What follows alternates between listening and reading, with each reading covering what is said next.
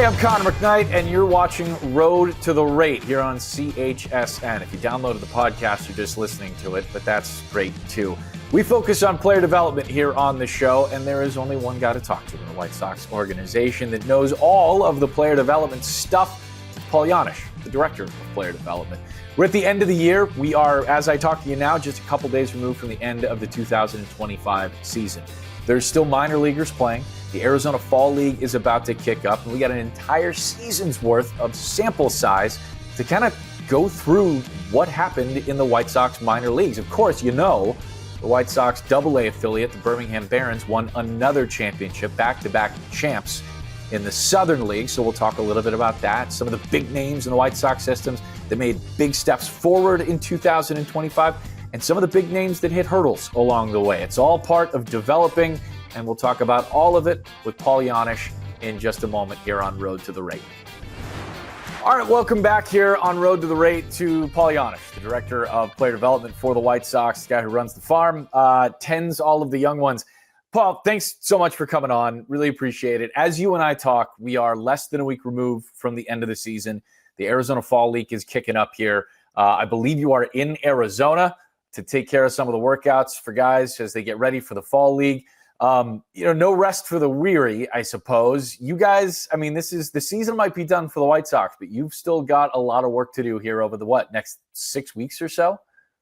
Yeah, the season ended. Obviously, fortunately, the Birmingham Barons were able to win the Southern League again, which was pretty cool for the player development side. Obviously, a ton of credit goes to player, staff, et cetera. There's a bunch of people involved with that, but so that was a bright end to the season. We're out here in Arizona now. Fall is getting ready to get going. We've had camps going out here, so we've had all the usual suspects out here hanging out, and the vibes are good. We got the likes of 𝗵cieះ𝗁𝗶𝗹 out here keeping the mood light. So it's it's a little bit relative downtime, but to your point, we're still working. I wanted to start with the Barons too. It's back-to-back championships for them in the Southern League. It is a league in which it's like impossible to hit, but that doesn't stop guys like Sam Antonacci from grinding out a whole bunch of hits all the way through the playoffs. Is it difficult for you guys as you get closer and closer to knowing the Barons are going to play for a playoffs to kind of determine who's going to be on that roster, given the pressures at AAA? You guys needed innings. You had to make some moves and send some starters up. You want to see guys get playoff tested. You want to see that closeness get created with a playoff run. Like, what is the struggle in setting that roster as you get closer and closer to that run for the Barons? Because I imagine you got to talk about that some. Yeah, it's a consideration for sure. And you try to your point, the AAA level can get a little goofy towards the end of the season because, you're trying to balance what the major league team needs and cover innings, et cetera. But, but we talk about playing those games that matter in Birmingham, and we view that as a really big deal. So we do value that. We try to, to what degree we can, and that it makes sense. We really want to expose guys to that environment, see how they react, and get the heart pumping, and watch Hagen and watch Tanner McDougal throw in those games, and everything that goes with it. But and on the flip side, you give Shane Murphy a nod for being one of the best pitchers in the Southern League, and you say go make 4 or 5 starts in Charlotte or whatever he got, and tip your cap to him, because that's a big deal too. We can't lose sight of the fact that getting to the AAA level for guys that have earned it is definitely a feather in the cap, and we want to recognize that as well. What stood out to you most about the Barons this year? I mean, for me, it's the offensive ability in a league that doesn't do it, and obviously the pitching was great too. But you're closer to that team and inside that clubhouse in a lot of circumstances. What is it that made that group special throughout the year? Man, the word that comes to mind is tenacity. Grit. Whatever you want to say. They play a really good brand of baseball, right? Like, they play the game hard. You talk about Sam, making hard turns. You talk about Riku, Bergola, Galaney having really good at bats. Caden Connor was a big part of that. Offensive, just grinder. Just grind the other team's pitchers down unit. They just played good baseball. They did little things that they were pretty good situationally with whether it was bunting or getting guys over or getting guys in from third base, just offensively in a league that, to your point, it's tough to slug in that league. It's hot, the parks are big. Generally speaking, the pitching's really talented. So They do a lot of little things really, really well. And at the end of the day, they didn't beat themselves very, very frequently. They won over 80 games. The pitching on that team throughout the year was good. We played really good defense. So I can't tell you, it's hard to explain the amount of feedback I got, whether it was from scouts, from other teams in the league, just kind of complimenting the team on the way that they play the game, which, it's a big deal to us. That's definitely winning the league is not the total goal necessarily for like player development, but it's a big freaking deal. And it doesn't happen on accident. You know what I mean? So like, it's again, to give a ton of credit to the staff and the players, right? Like we're trying to be very intentional with what we embrace and what we promote and who we want to be. You talk about identity and that kind of stuff. And, we continue to say some of that stuff out loud. And fortunately, we've got a group of players that wants to be that. How do you weigh it when we talk about player development? How do you, as the director of the whole thing, kind of weigh a guy like Sam Antonacci, but not necessarily him, right? You hear people that are looking over the top 30s over systems or doing scouting reports and whatnot. You go, hey, listen, this kid knows how to play the game the right way, like most of the guys on that Barons team do. They know when to get into a situational approach. They know how to hit with 2 strikes. They know to throw to the right base. They know to be a cutoff guy, all that kind of stuff. And also, if this guy, player X, is going to be a big league player, it's got to be 10 home runs or 15 home runs. It can't just be 4 or 5. Like, how do you weigh that development of the, money skills, for lack of a better term, in the big leagues versus making sure that you've got the baseball IQ, the keys to the game for all of these guys throughout the course of a year? Yeah, it's a tough question. It's not black and white, in my opinion, right? Yeah. I think that a large part of that roster, whether we're talking about the pitchers or the position players, the best way that I find myself describing a lot of those guys is, look, if we're going to go play a game and we want to score more than the other team, I'll take them, kind of thing, And so like I start with that, but to your point about, what we want to project and what we, it's part of our job to determine what this player X can be at the major league level potentially one day. So we navigate through those waters. That being said, I think it's important, and we try to be intentional with being really careful with telling players what they can't do, right? Let's not forget that let's embrace what they're good at, and make no mistake, there's a business side of the game that we have to evaluate, and we got to get them where they need to be successful at the major league level. But again, that being said, I think it's important, especially in the communication with the player, to highlight what they're good at and continue to be good at it. And also in an individual development plan for a particular player, we're going to highlight, what their profile looks like compared to a major league player and how they get there, right? And try to give them the how of what they need to get better at, and instead of just saying like, hey, this isn't good enough and this doesn't play in the big leagues. Like, I think the communication part of those conversations is really important. I asked you something like this, I think round about the time Kyle Teel got called up to the big leagues. There's been a lot of baseball played since then. Colson Montgomery has come up since then. A lot of other young players, made the White Sox report this year. How does it feel to you and the rest of the player dev staff to see the guys graduate up to the big leagues and then find success, especially the kind of success that Colson Montgomery found for the second half, the kind of success that Kyle Teel found, starting with that Brave series in Atlanta when he just got stupid hot and started hitting all kinds of home runs too? Like, is there points where you go, hey, this is great, we knew we could do this, and also kind of say, listen, we told Kyle or Colson or whoever, these are kind of the things we want to see you get better at. Here's how we did it. Maybe this is a replicable process with players like him down the line. Yeah, I think again, you got to give those players credit, right? They're number one, they're really talented. I think we all can admit that. They believe in themselves. I give Colson's our best example of, some of the last year, we can all agree he dealt relative at the minor league level. He dealt with some adversity and struggled a little bit, and to his credit and to Chris Getz's credit of giving him the opportunity at the right time. He never stopped believing that he was a major league player and a good one. And I think he would tell you he's not in any way satisfied with what he's done up to this point. He's got some pretty big goals of his own, but I start there. I give those players a ton of credit for going up there and competing. I think that nucleus of players, that's the one thing that I would tell you from a player development side that we're proud of, is the fact that they don't know any better. Meaning, like, they're going to go up there, they're going to play hard, they're going to compete. We're going to play for 9 innings. I point to, and I know we've talked about it, but some of the times throughout the year where they came back late in games to win a game, right? And I just think there's tremendous context there for a core group of players that are gonna play hard for the entire game over the course of a season. So, and relative to our players that are coming up, I think we just continue to embrace. We say this a lot, but don't think about wanting to get to Birmingham. Don't think about wanting to get to Charlotte. I don't even want you to get to Chicago. I want you to be ready to have success at that next level, whatever that next level is, because I think from a psychological standpoint, it's huge to not put a ceiling on what we want to do, regardless of who the player is, right? And where you got drafted or how old you are or whatever the case is. So that's more of the narrative that we're trying to make sure that, the players have in their head. It's interesting that you bring that up, because the next question I wanted to ask was about two of the top arms in the system that hit some bumps in the road, some obstacles along the way this year. And, as you preach, as the system, the organization preaches, we want you to be ready for success in the big leagues.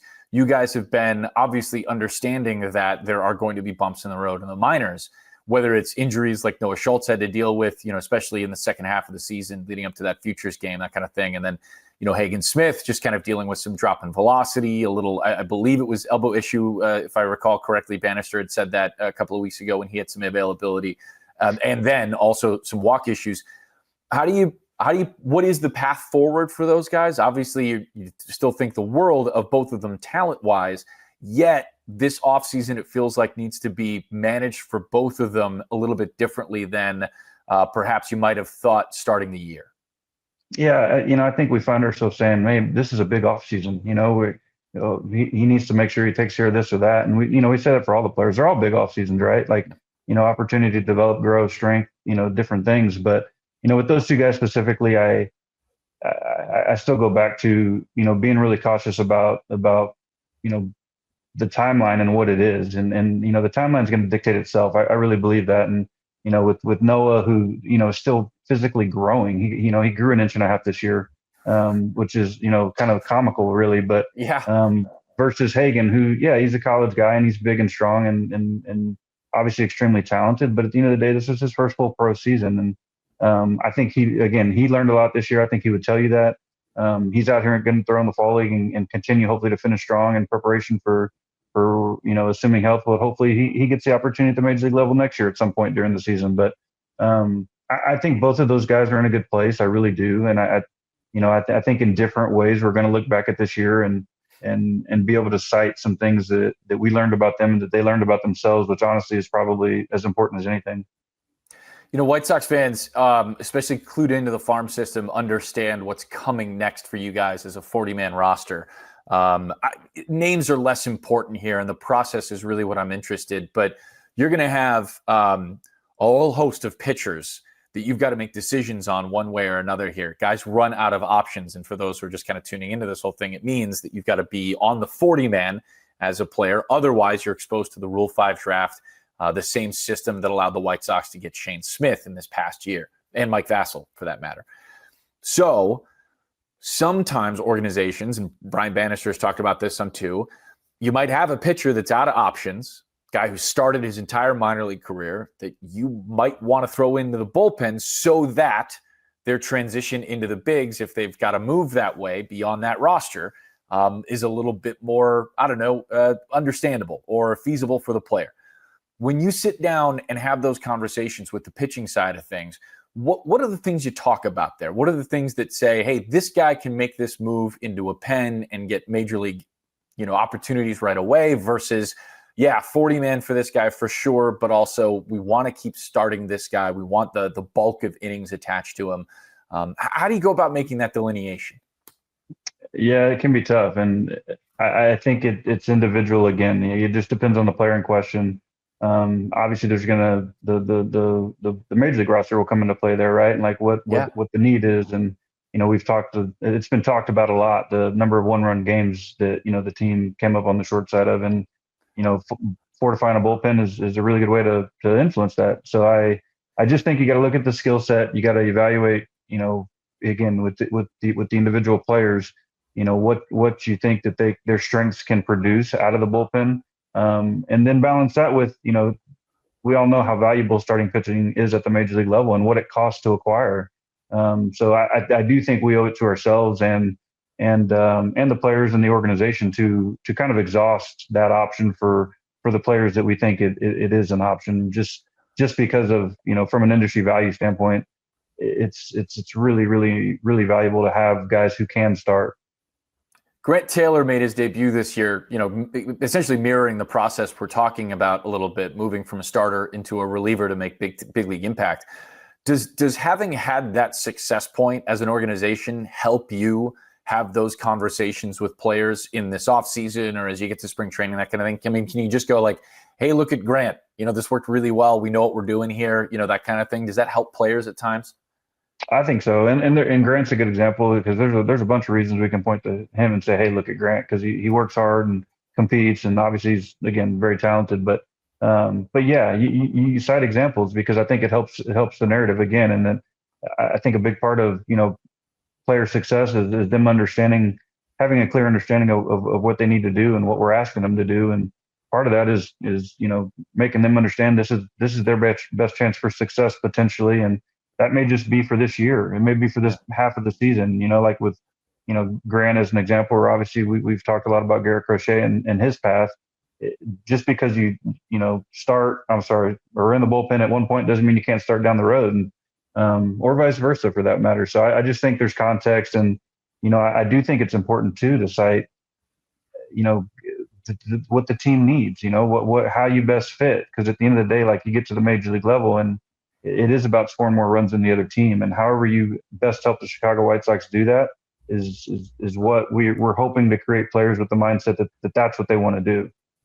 At the end of the World Series, and as you and I are talking, we've just started the playoffs here. But at the end of the World Series, the media industry, I'll raise a hand here, usually leaps to some sort of conclusion about baseball based on who won the World Series, right?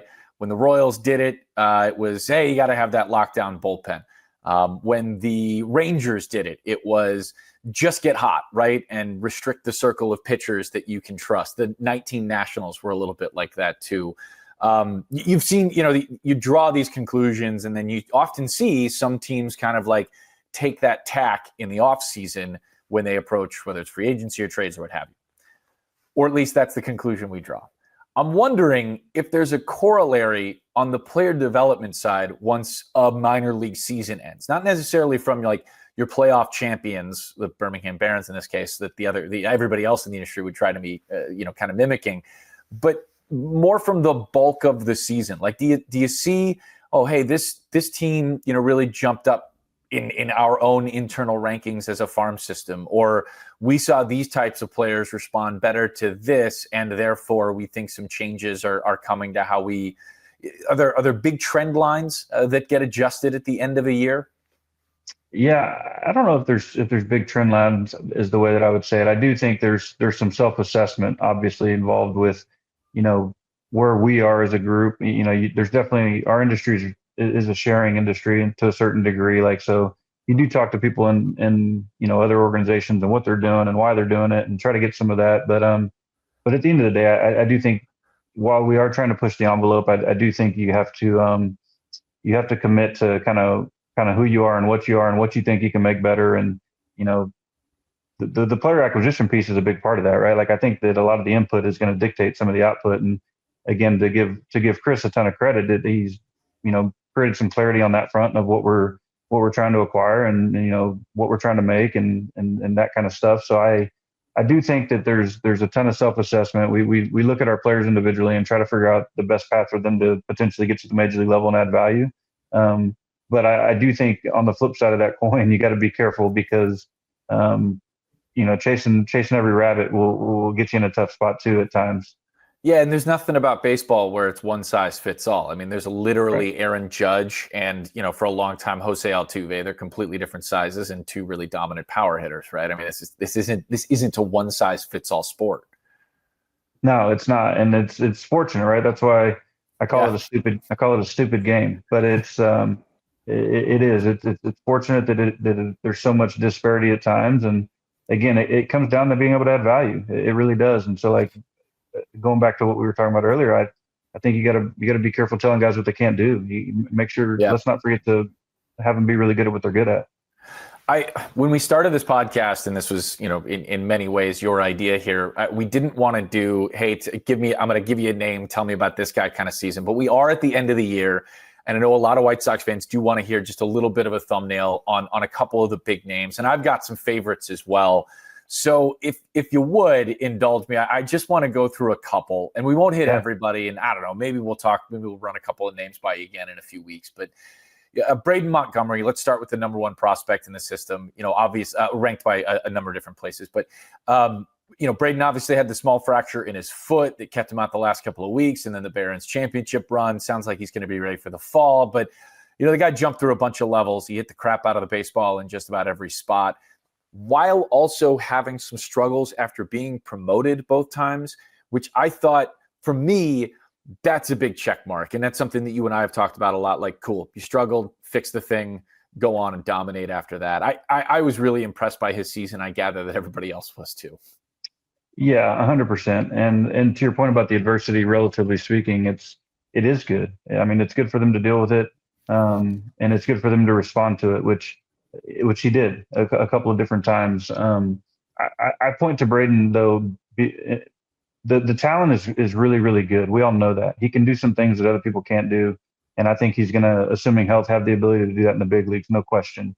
The thing that I point to with him is, he's a little bit addicted to the work, right? He really likes the work side of the game, which to me is tremendous context for long-term success, right? He doesn't want to be good. He wants to be great, right? And that's a really unique character trait. And to give him credit, he did move different levels. He was a tremendous teammate. Like, I like to point to some of the stuff that's off the field a little bit, even though that, on the field, his numbers and statistics were really good. But he was a really good teammate. Some of the things that I would highlight too is, he got better defensively. His base running got better and will continue to do so because he works at it and he listens. And I go back to it. He doesn't want to be good, man. That kid wants to be great, and we're going to try to help facilitate that. 𝗂𝗏 was Baseball America's White Sox minor leaguer of the year. He was the Carolina League MVP. Every time I looked up, and we did Down on the Farm on the broadcast, 𝗂𝗏 had another couple of hits in a night. He played at 19. Paul, he turns 20 in a couple of days as you and I talk. He's just so young, playing shortstop in A-ball. And I know we've had to reshuffle. We've lost some minor league levels and stuff over the last few years, and that's changed what the development arc looks like from the outside looking in and in terms of ages. But what he accomplished this year was outstanding to me, especially playing short. Will his next assignment be shortstop for sure, wherever he ends up to start 2026? Yeah. So to start with 𝗂𝗏, again, you go to the makeup. He's not a super vocal guy. He is amongst teammates, but he's not gonna come up and talk to you unless you talk to him in a lot of cases, which is okay because what he does do every day is show up. And again, you talk about a kid that really loves to work. And I don't care if you're talking about the squat rack or if you're talking about the batting cage, like that kid works. Physically, he's obviously a little farther down the road than most 19-year-olds, but the way I describe him is that he doesn't flinch, man. It's you watch the kid play the game, he doesn't flinch. So it's one of those guys that he really, really enjoys the competitive nature of the game. And again, that's context for success down the road. In terms of position, I just think it benefits him to continue to play short. Yes, he will do that. He's going to continue to play third. I just think the versatility for him is going to be valuable. I think we all feel very good about what he's done offensively up to this point and his projection offensively. So I think it's our job to make him as ready as he can be to do, as many things as he can defensively, so that when the opportunity presents itself, hopefully down the road at the major league level, that he's capable of doing multiple things. I hesitate to pick favorites on the show. Lord knows we talked to a lot of White Sox prospects, but the interview we did with Tanner McDougal a few weeks ago stands out for a number of different reasons, one of which we actually can't talk about here on the show, but that's neither here nor there. I was really blown away by his mindset, his competitive nature. Obviously, that seems like a trend line for you guys. but the stuff ticked up and the walks just disappeared for him. I mean, it was really kind of something. What's the future for Tanner McDougal? I know he is one of the guys that probably falls into, having to make a few decisions on here as we approach the offseason. I know you guys haven't made those yet, so we don't even know what they are, but I'm sure that the conversation's being had. Yeah, Tanner, unique ability, right? Again, you referenced the competitive nature. The way I describe him is that he wants to be in the fire, and I personally love that. He wants to compete. He's going to huff and puff on the mound because he wants to win. And again, we embrace that, man. You got to channel it. You got to be real careful with trying to get everybody to fit in the same hole. But he's the biggest step forward he took this year was really just an emotional one, and the ability to focus, consistently, in the game. And I would point to like body language within a game, and if he did walk a hitter or get 2 outs and walk 2 guys or whatever the case is, he was able to right the ship. And with his stuff, it's the rest is going to take care of itself. So, and he's a good one to point to as well. He's still young, and to comment on the fact that like they don't all develop at the same rate. And yeah, Tanner's right where he needs to be. But my point is, if you look at 12 months ago, he finished the year in Kannapolis, right? And so, and that's okay. But finishing this year, he's on the brink of getting put on the 40-man potentially, and internally, I feel very comfortable saying we're looking at him as a part of the future. And I think, obviously he's continued to start at the minor league level. We'll see what the future holds there. Kind of the discussion that we had earlier. I think you got to make sure, we exhaust those options. But on the flip side, similar to Grant Taylor, it's tempting to say, hey man, let's put this guy in the bullpen and see if he can help us win games. But those decisions are in the future. To give Tanner a ton of credit, he worked his butt off last offseason, came into the season ready. And I just saw him in Birmingham after they won the championship, and he's going to do the exact same thing this offseason. He's as motivated as he's been, and it's been fun to watch him because he is super talented, but he deserves a ton of credit because he's put a bunch of work in. I want to get international, but not in the way you might be thinking. I think this will be the first time on the record, I believe, that anyone in the White Sox organization has told me how to pronounce 𝗦𝗫ci𝗰𝗶𝗹. I'm terrible at French pronunciation. I don't understand how the language works whatsoever, which probably says something about me. But it's not often you get somebody out of France throwing the stuff that he does. This is, for the real hardcore prospect watchers in the White Sox, this is a guy that has really kind of lit up a couple of radars. First, how are we pronouncing his name? Second, what's he got and where'd you find him and how'd he come around? Well, we affectionately call him 𝗫𝗏. So you can pronounce it that way. But competitor. Yeah, it's a unique path up to this point. He's had some injury history. This was his first year really, truly being healthy for the whole season. We obviously were cognizant of that and kept a close eye on him. Probably maybe to the point of frustration for him because, he was in Arizona, he was in Kannapolis. But I would maybe go as far as to say he was, took one of the bigger steps forward in the org. And, he could be a guy going into next year. Obviously, we're going to communicate with him on his offseason program and highlight how important the offseason is for him. But he could be a guy that is, we're having a similar conversation about him at the end of next season that we are, to a certain degree that we're having about Tanner. And when I say that, that's just to highlight how talented I think 𝗦𝗫ci is. Really good kid, and again competes. But at the end of the day, the health piece is what we need to focus on with him, and making sure that we're checking all of those boxes, and he's being diligent with the in between start stuff. But yeah, he did a really good job. The stuff's good, and again he competes, so we're excited about him. Last one here. Did the light turn on a little bit for Samuel 𝗂𝗏 in the second half? White Sox fans will remember the name. He was the hitter involved in the Dylan Cease trade that brought you guys 𝗵𝗏 and Jairo Iriarte. He hit 254 this year in kind of a tough league to hit with a 360 on base, playing a lot of center field. And from the people I've talked to, it sounds like it's good defense.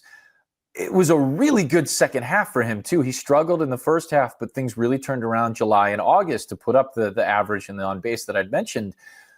This is a guy that turned 21 right out of the All-Star break this year. I mean, it looks from the outside in like a pretty big turnaround for a guy who was searching for it last season. Yeah, and I think the context here is that he's 21 and he is still young, and he's a good baseball player, right? So like, physically he's continuing to develop. He's not.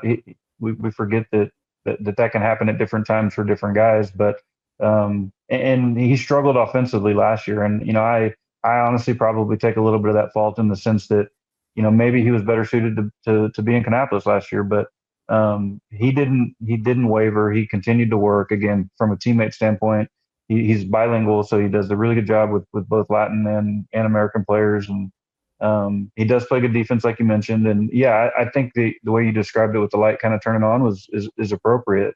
And again, I give that staff, I give Pat Leland and his staff and Cam Seitzer, who's the hitting coach there this year, a ton of credit for sticking with them. I know Pat Listash obviously is a truth teller as well for some of the players. That's a way you can talk about Pat for sure. So he influences him as well. But Sammy, again, the thing that sticks out to me with him is, despite struggling, like he didn't give up. He didn't give in, so to speak. He kept going even last year, and yeah, it showed this year. So he's we're excited about what he can do, because he has some on base capabilities. Again, I referenced the baseball player. He'll lay down a bunt. He's a very savvy base runner.